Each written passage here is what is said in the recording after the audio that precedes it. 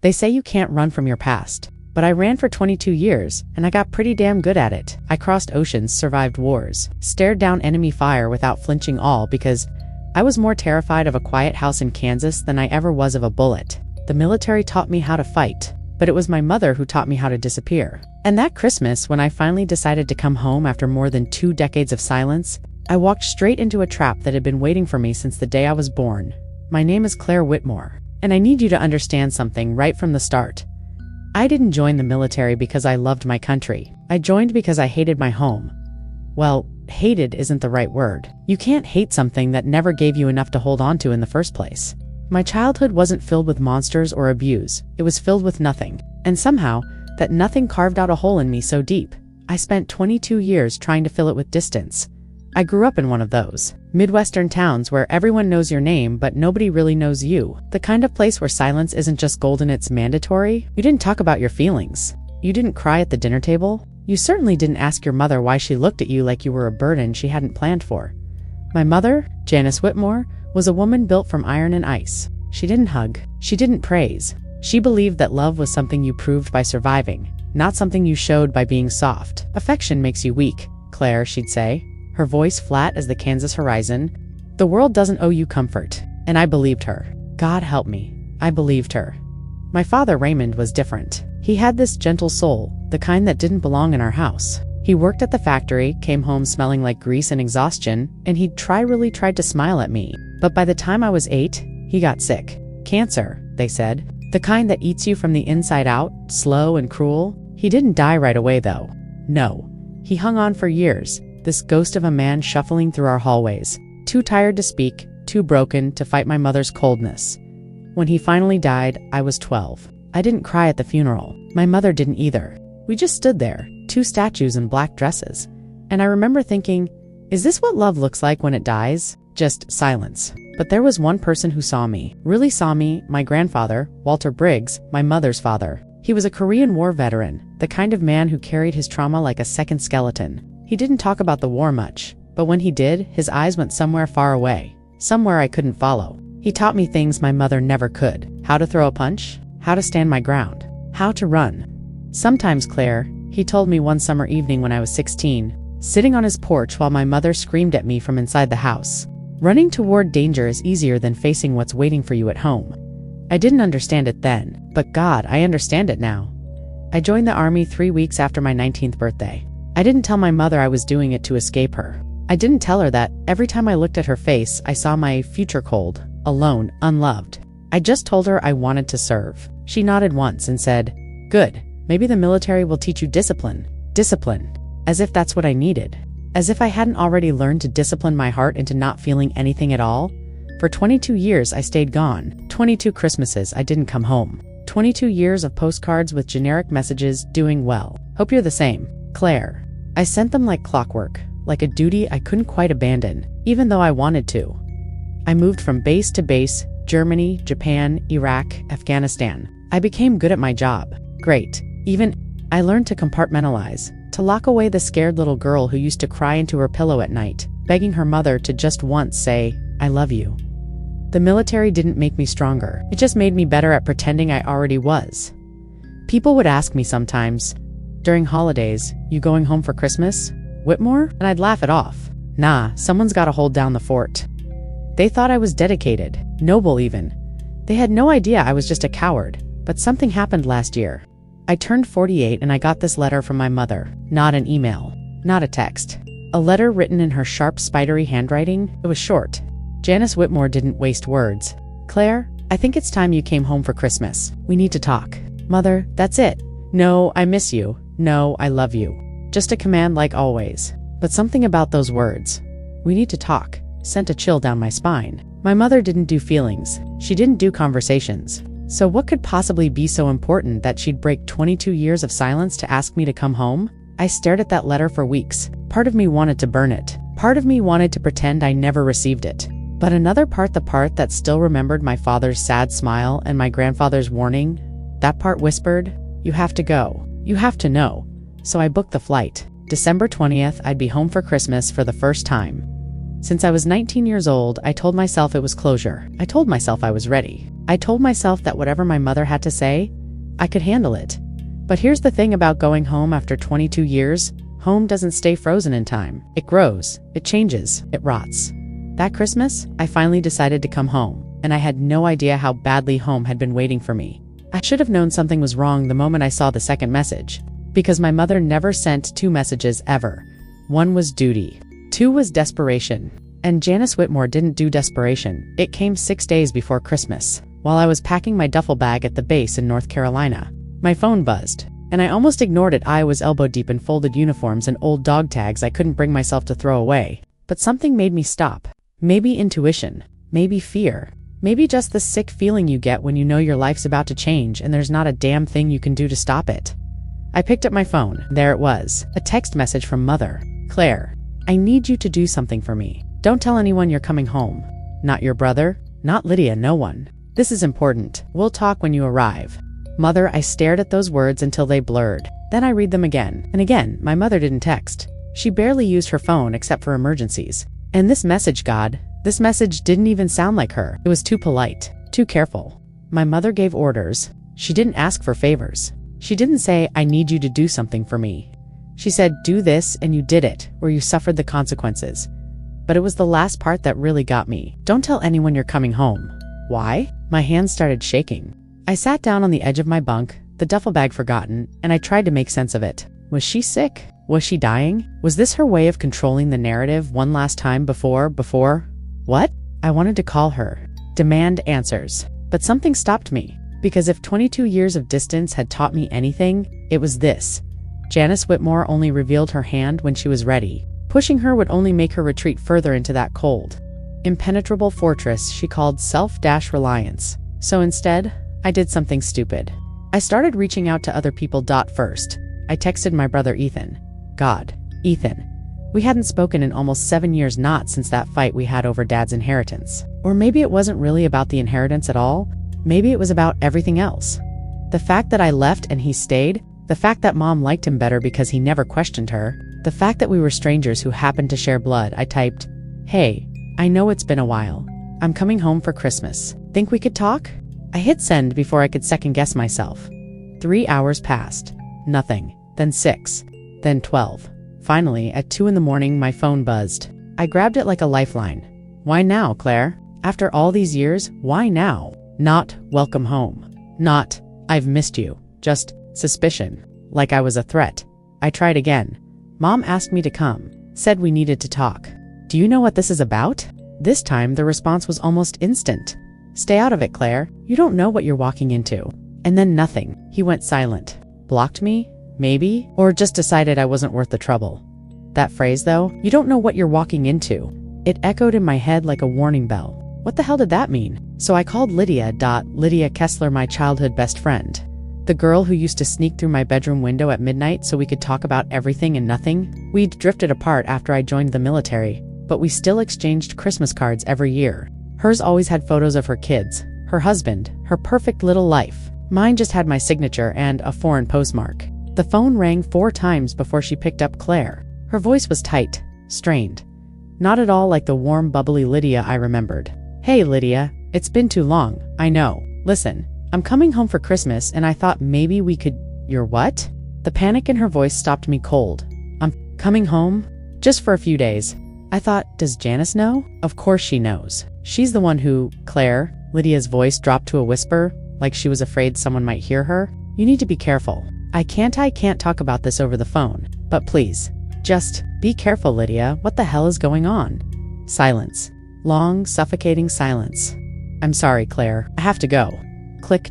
She hung up on me. Lydia, sweet, loyal, never hurt a fly. Lydia hung up on me like I was carrying a plague. My chest tightened. My pulse quickened. This wasn't right. None of this was right. I tried one more person. My Aunt Marjorie, my mom's younger sister, the only member of the Briggs family who ever showed me an ounce of warmth. Claire. She sounded genuinely happy to hear from me, and for a second I felt relief. Oh, honey, it's been so long. How are you? I'm good, Aunt Margie. Listen, I'm coming home for Christmas. I was hoping we could see each other. The warmth in her voice evaporated. Oh, well, that's wonderful, sweetie. I'm sure your mother is thrilled. She wasn't thrilled. I could hear it in the way her words stumbled over each other. Aunt Margie? Is something going on? With Mom? With the family? Going on? No, nothing's going on. Everything's fine. Then why does everyone sound like they're lying to me? Another pause. This one longer than the last. Claire, sweetheart, I think you should talk to your mother. When you get here, she explained everything. Explain what? I can't. Her voice cracked. I can't say. I'm sorry. I'm so sorry, Claire. And just like that, she was gone too.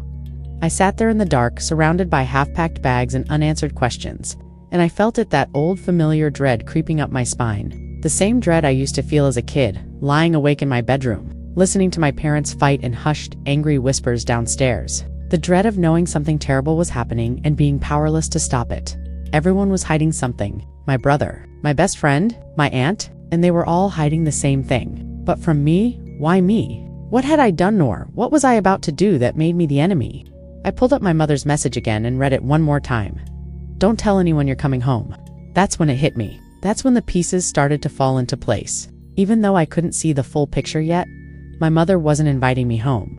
She was preparing me to arrive 3 days early. I didn't tell anyone, not even my mother. If she wanted secrecy, I'd give her secrecy. But on my terms, the flight into Kansas City was turbulent fitting. I thought for a homecoming I'd been dreading for 2 decades. I rented a car at the airport, one of those generic sedans that blend into any parking lot, and I started the 2-hour drive to Millbrook, the town I'd spent 19 years trying to forget.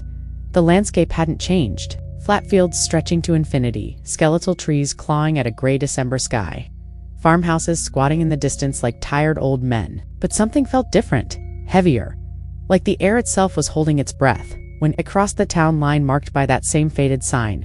Welcome to Millbrook. Pop. 3,847.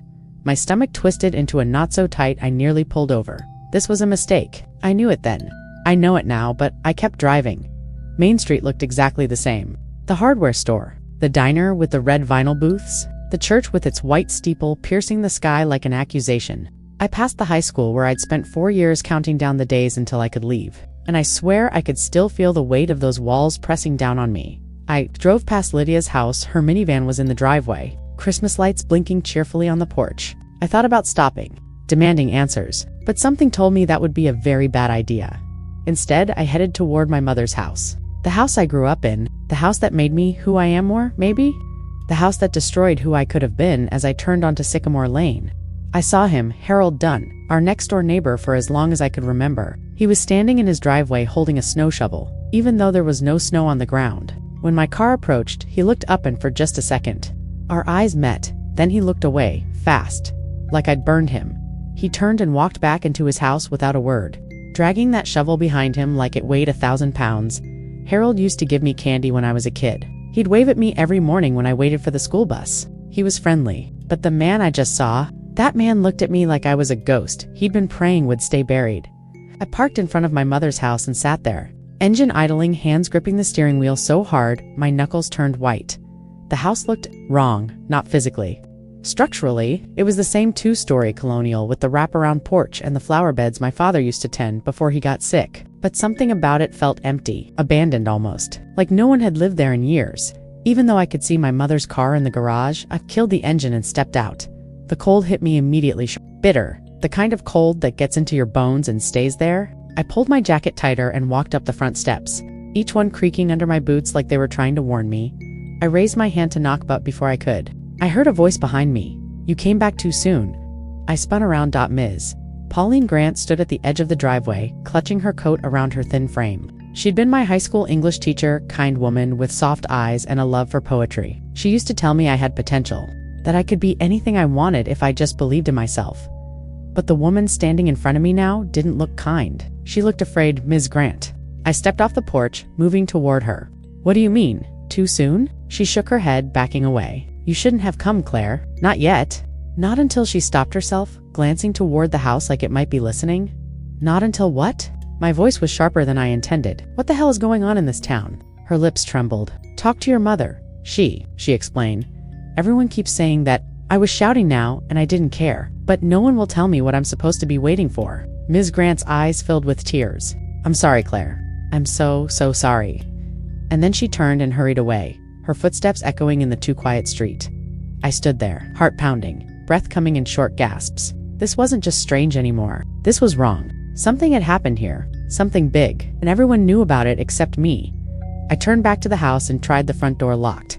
I knocked hard, insistent. "Mom, it's Claire. Open the door." Nothing. I knocked again, Mom. Still nothing. Panic clawed at my chest. What if she was hurt? What if something had happened and no one told me because of her stupid "don't tell anyone" message? I pulled out my phone and called her. It rang and rang. And rang. No answer. I was about to break a window when I heard footsteps approaching from the sidewalk. I turned, ready to unleash every ounce of frustration I'd been holding in, and stopped.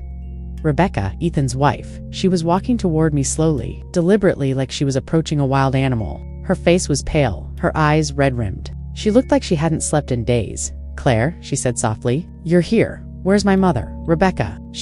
Rebecca glanced at the house, then back at me. "She's resting. She's been very tired lately." Tired. I laughed a bitter, ugly sound. She asked me to come home for Christmas, and now she's too tired to open the door. Rebecca flinched. "It's not like that." "Then, what is it like?" I took a step closer. "Because everyone in this town is acting like I'm carrying the plague? What aren't you telling me?" Rebecca's composure cracked. Her hands started shaking. "Claire, please, just wait. Your mother will explain everything when she's ready. But you have to be patient. You have to. I've been patient for 22 years. My voice broke. "I came home because she asked me to. Because I thought maybe we could finally have a real conversation. But instead, I'm standing on her porch like a stranger while you all lie to my face." Rebecca's eyes filled with tears. "We're not lying. We're protecting you from what?" She opened her mouth, then closed it. Shook her head. "I can't. I'm sorry." And just like everyone else, she turned and walked away, leaving me alone with my rage and my fear and my questions. I didn't wait for permission. I walked around to the back of the house, found the spare key under the third flower pot right where it had always been in, let myself in. The house was silent. Too silent. "Like a mausoleum, Mom?" I called out, my voice echoing through the empty rooms. "It's Claire. I'm here." No response. I moved through the house slowly, taking in every detail. The living room looked the same. The kitchen, spotless, as always. But there was something off. The curtains were drawn. The air smelled stale, like no one had opened a window in weeks. And there were no Christmas decorations. No tree, no lights, nothing. My mother loved Christmas. She might have been cold and distant, but she always decorated. It was the one tradition she never broke. So where were the decorations? I climbed to the stairs, my footsteps muffled by the old carpet. I passed my parents' bedroom door closed. No light underneath. Then Ethan's old room. Then mine. I stopped in front of my door. My hand hovered over the knob. I hadn't been in this room since the day I left for basic training. I'd packed a single bag, walked out, and never looked back. I assumed my mother had turned it into a guest room or storage space or anything other than what it was. But when I opened the door, my breath caught. It was exactly the same. The twin bed with the faded quilt, the desk where I'd done my homework, the posters on the walls, bands I'd listened to, movies I'd loved, even my old track trophies were still lined up on the shelf, gathering dust. It was like a museum, a shrine, a room frozen in time, preserved for a girl who didn't exist anymore. Why would she keep it like this? Why would she? That's when I saw it, a piece of paper on my pillow, folded once, my name written on the outside in my mother's sharp handwriting. Claire. My hands trembled as I picked it up and unfolded it. If you're reading this, you didn't listen. You came early. That's fine. You were always stubborn. Check the attic. Third trunk from the left. Your name is on it. Don't open it until we talk. But if something happens to me before you arrive, you'll need to know the truth. I read it 3 times. Then I walked out of my room, down the hallway, and pulled down the attic stairs. The attic smelled like dust and old memories. Boxes were stacked everywhere, Christmas decorations. My father's tools, things my mother couldn't bring herself to throw away. I moved carefully, stepping over forgotten pieces of our family history, until I found it, third trunk from the left. It was old, wooden, the kind you'd see in a movie about hidden treasure. And there, burned into the top in faded letters, was my name, Claire Whitmore. My heart was hammering so hard I thought it might break through my ribs. I knelt down, reaching for the latch. And that's when I heard it, a voice, faint, drifting up from somewhere below. My grandmother's voice. The lie is older than the house. I stood frozen at the top of the attic stairs, my grandmother's voice echoing through the floorboards like a ghost, refusing to stay quiet. The lie is older than the house. But I couldn't go down there. Not yet. Because that trunk, my trunk, was calling to me with a voice louder than anything else in this cursed house. I turned back to it, kneeling in the dust, my hands hovering over the latch. It wasn't locked. Whatever secrets were inside, my mother had left them accessible, like she wanted me to find them, or like she knew I would, no matter what she said. I flipped the latch open, the hinges creaked a sound that felt like the house itself was screaming, and when I lifted the lid, the first thing I saw was letters. Dozens of them, maybe hundreds, all in my mother's handwriting, all addressed to me. "Dear Claire," the first one began. I picked it up with trembling fingers. "You turned 7 today. I baked you a cake, but you didn't smile when you blew out the candles. You asked me why I never hug you? I wanted to tell you the truth. I wanted to tell you that every time I touch you, I'm terrified I'll break you. That I'll fail you the way I've failed everything else. But I didn't say that. I just told you to make a wish. I hope someday you'll forgive me for all the things I couldn't say." It was dated 20 years ago. She wrote this when I was 7, and she never sent it. I grabbed another letter. Then another. Each one was dated birthdays, Christmases, random Tuesdays. Each one was filled with words my mother never spoke aloud. Apologies, confessions, love letters to a daughter she didn't know how to reach. "You joined the military today? You looked so proud when you told me. I wanted to beg you not to go. I wanted to tell you that you were running from something that was my fault, not yours. But I couldn't. Because if you stayed, you'd find out. And if you found out, it would destroy you." Tears blurred my vision. I wiped them away angrily, but they kept coming. Because this wasn't the mother I knew. This wasn't the cold, unfeeling woman who raised me with silence and stone. This was someone terrified, but terrified of what? I dug deeper into the trunk. Beneath the letters, I found documents. Military forms. Recruitment paperwork. Applications I'd filled out when I was 18, desperate to escape. Except, they weren't in my handwriting. I stared at them, my brain refusing to process what I was seeing. These forms had my name on them, Claire Whitmore, but the handwriting was my mother's. The signature was forged. The dates were wrong. She'd filled them out for me. Before I even decided to join. No, that didn't make sense. I chose to join the military. I chose to leave. Didn't I? My hands were shaking so badly, I almost dropped the next thing I pulled out. A Christmas ornament. It was small, delicate, a glass angel with gold-painted wings, the kind you'd hang on a tree and admire every year. Except this one was broken, cracked down the middle, and stained with something dark and rust-colored blood. I turned it over in my hands, and that's when I saw the name written on the back in faded. Marker.Tommy.Thomas Elroy. The name hit me like a fist to the chest. And suddenly, I was 7 years old again, standing in our backyard on Christmas Eve. The snow falling soft and silent around me. Tommy Elroy, the neighbor boy. He was 2 years older than me, with freckles and a gap-toothed grin. He used to tease me, pull my hair, steal my toys. But he wasn't mean.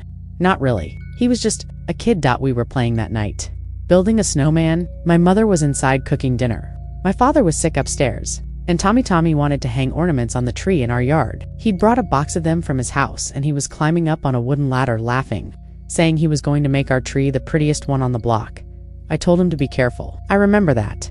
I remember saying, "Tommy, that ladder's wobbly. You're gonna fall." And he just laughed. "Don't be such a baby, Claire." But then God, the memory slammed into me like a freight train, vivid and brutal and real. He fell. The ladder tipped. And he fell. And there was this sound, this awful, wet crackened. Then he was on the ground, not moving. Blood pooling in the snow beneath his head, and the glass angel ornament, the one he'd been holding, shattered next to him, stained red. I screamed. I screamed so loud the whole neighborhood must have heard. And my mother came running out of the house, still wearing her apron, her face white as the snow. She knelt next to Tommy, checked his pulse, and then she looked at me with eyes so full of terror I thought the world was ending. "Claire, go inside. Right now, but Tommy, go inside."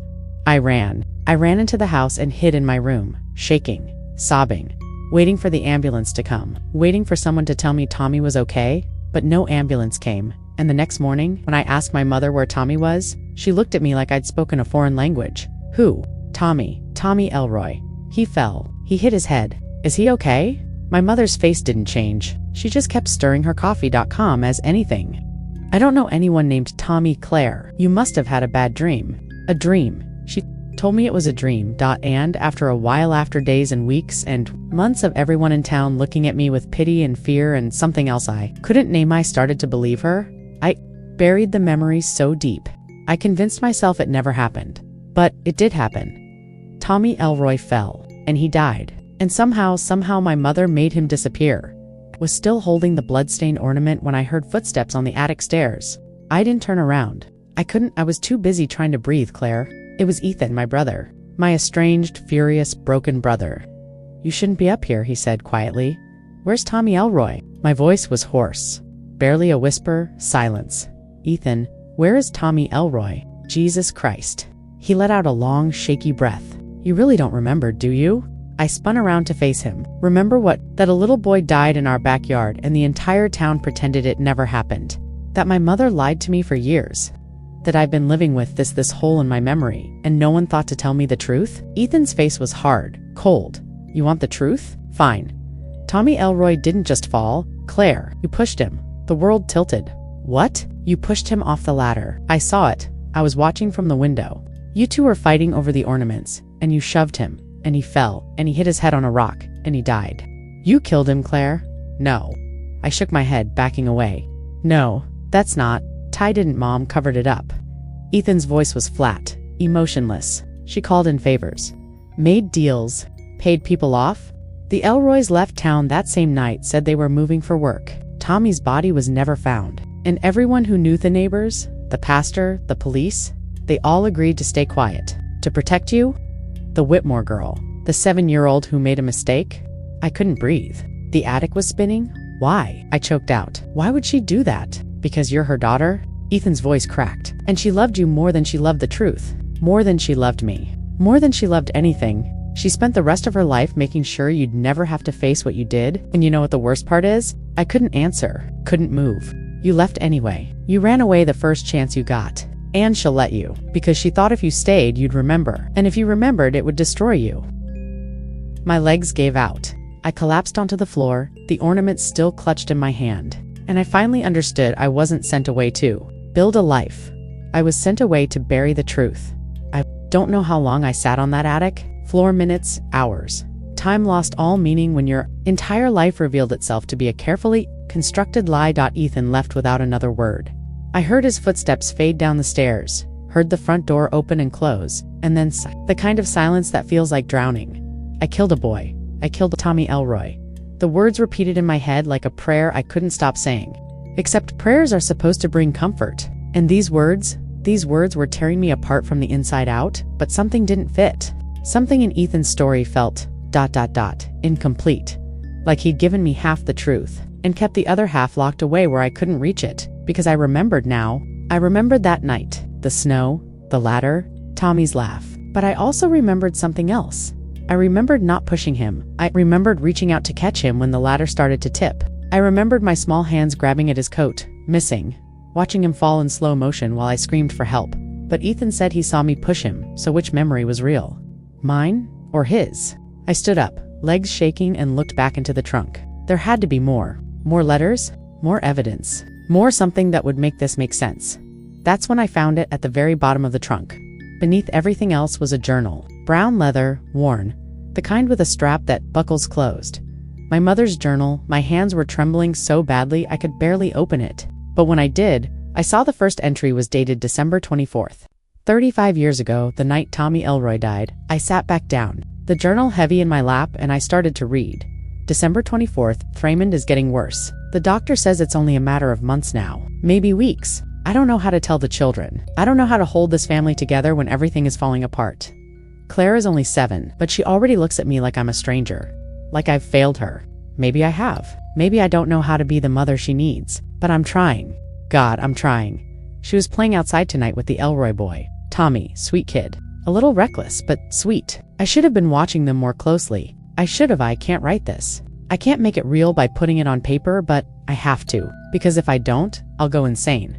Thomas Elroy is dead. He fell from a ladder in our backyard. Hit his head on the garden stone. I heard Claire screaming and I ran outside, and there he was, this little boy lying in the snow, blood everywhere. And Claire was just standing there, frozen. Her hands reaching toward him like she could bring him back if she just tried hard enough.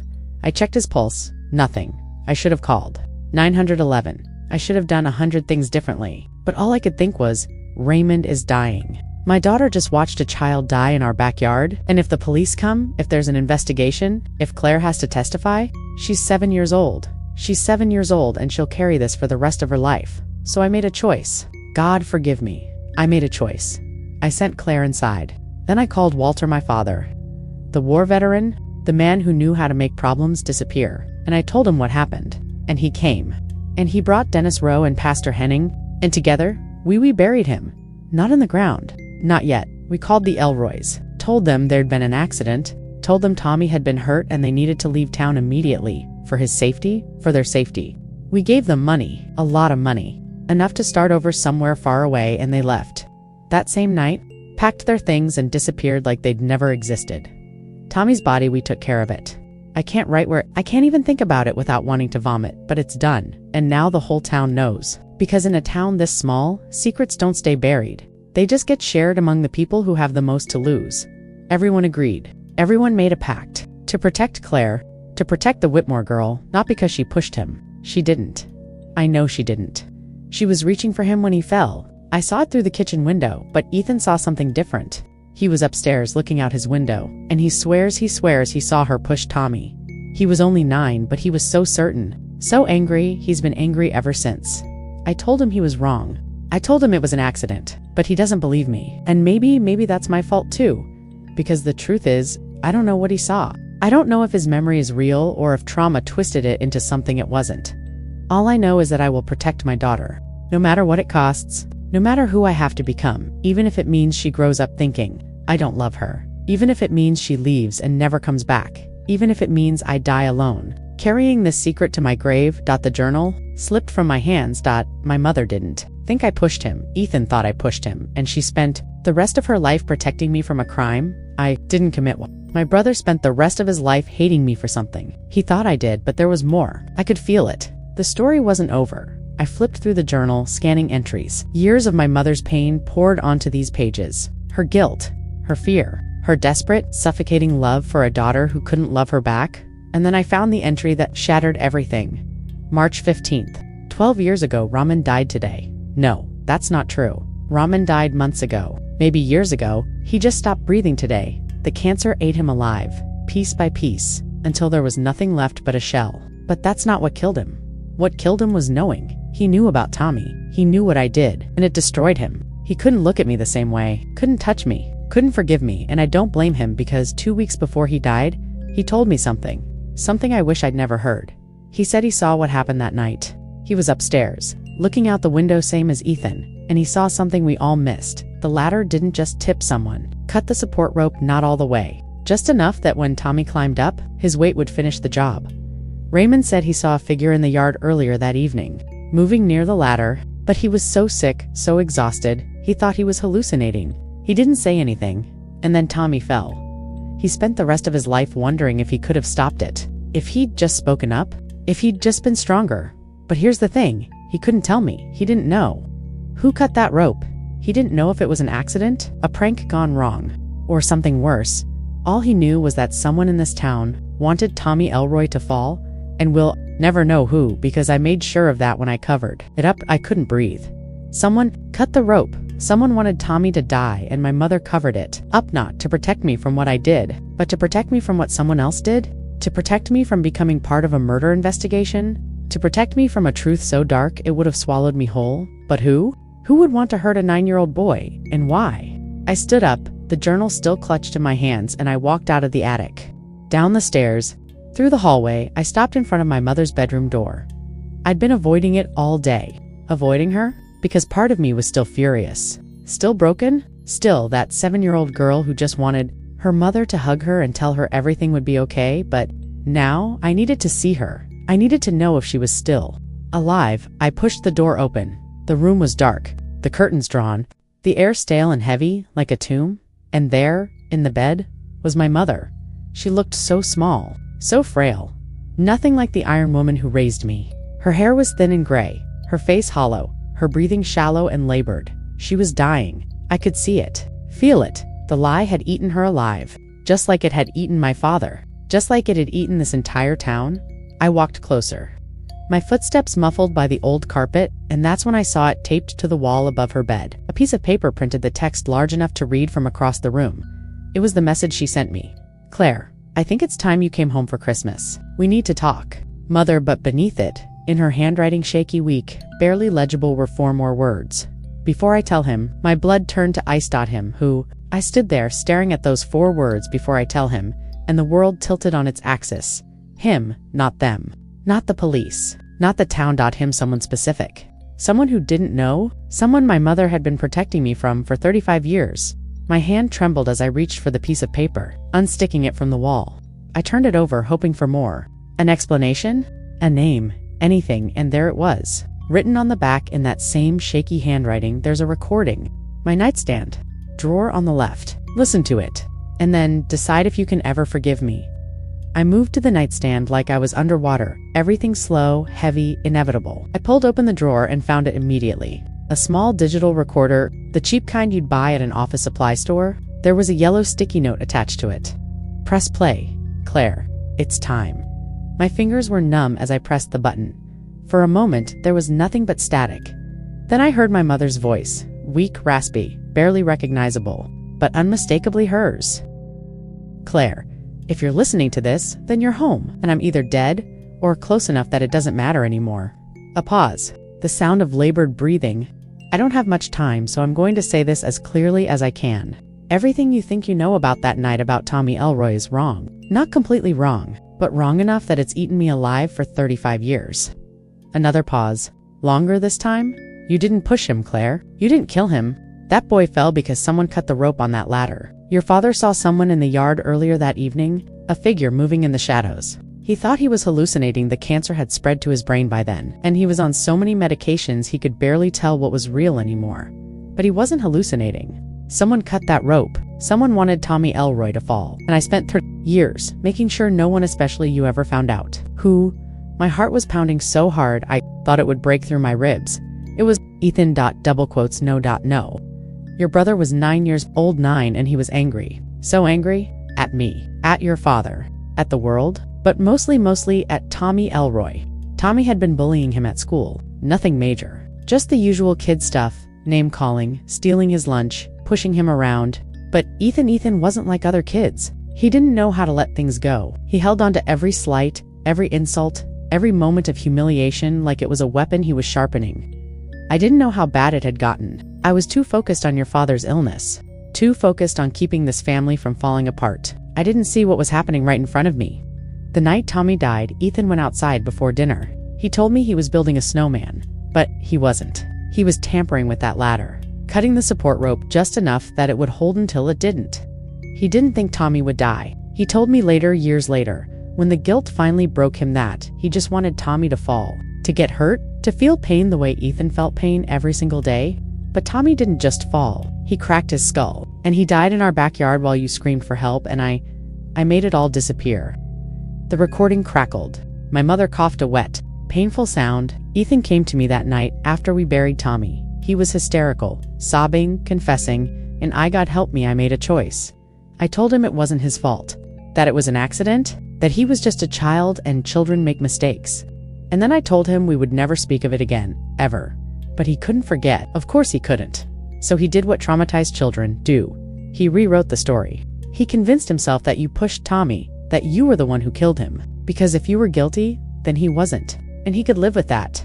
I let him believe it, because the alternative, admitting that my son was capable of something so dark, was too much. I couldn't lose both of you. I couldn't let you both be destroyed by this. So I let you carry the guilt for something you didn't do. And I let Ethan carry the lie that kept him sane. And I carried the truth alone. Another long pause. The sound of tears. Your father found out 6 months before he died.